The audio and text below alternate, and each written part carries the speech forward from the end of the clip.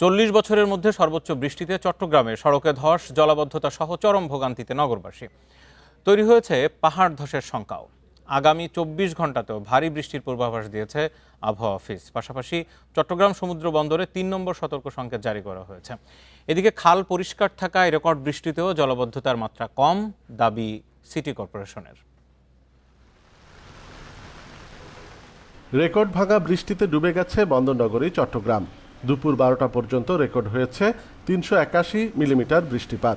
বিভিন্ন এলাকা ও প্রধান সড়ক পানিতে তলিয়ে চরম ভোগান্তিতে নগরবাসী।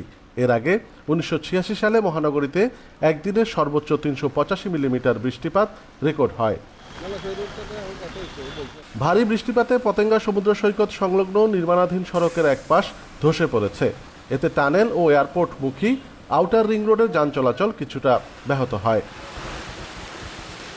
এদিকে সকাল থেকে নগরীর পাঁচলাইশ, আগ্রাবাদ, হালিশহর, রামপুর, চকবাজার সহ বিভিন্ন এলাকায় হাঁটু থেকে কোমর পানি।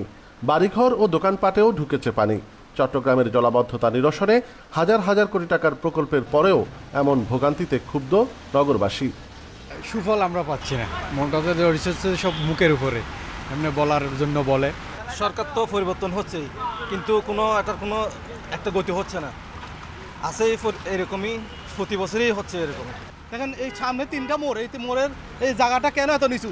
এই জায়গাটা যখন ওনারা রাস্তাটা বড় করছে, যদি উঁচু করে বড় করতো তাহলে এই পরিণতি হইতে। দেখছেন এই গাড়িগুলো আসতে কত কষ্ট হচ্ছে। এ বিষয়ে সিটি মেয়র বলছেন, খালগুলো পরিষ্কার থাকায় রেকর্ড বৃষ্টির পরও দ্রুত পানি নামছে। যেসব স্থানে পানি আটকে আছে সেখানে কাজ করছে সেবা সংস্থাগুলো। তবে কিছু এলাকার খাল এখনো সংস্কার না হয় পুরোপুরি ভোগান্তি কমেনি। কার্যক্রম চলমান থাকবে। আমাদের যে পরিচ্ছন্ন বিভাগ তারা আছে, তবে এটা আপনাদেরকে আমি অবহিত করছি, এই হিজড়াখালের কাজ এখনো শেষ হয়নি।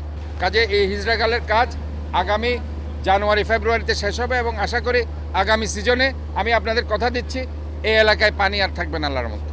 দুর্যোগপূর্ণ আবহাওয়ায় নগরীর টাইগার পাস এলাকায় সড়কে উপড়ে পড়েছে বেশ কিছু গাছ।